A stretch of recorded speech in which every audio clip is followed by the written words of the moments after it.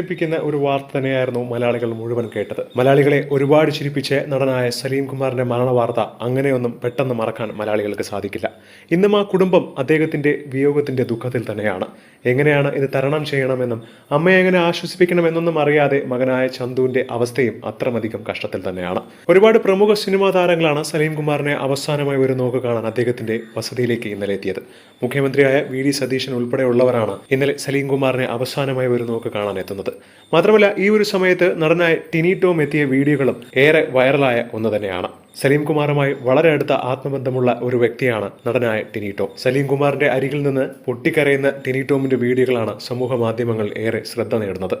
പക്ഷേ ഇതിനെയും വിമർശിച്ചുകൊണ്ടും കളിയാക്കിക്കൊണ്ടും എന്തിന് ടിനി ടോമിനെയൊക്കെ വളരെയധികം പരിഹസിച്ചുകൊണ്ടുമൊക്കെയാണ് ഒരുപാട് പേർ കമന്റ് ചെയ്യുന്നത്.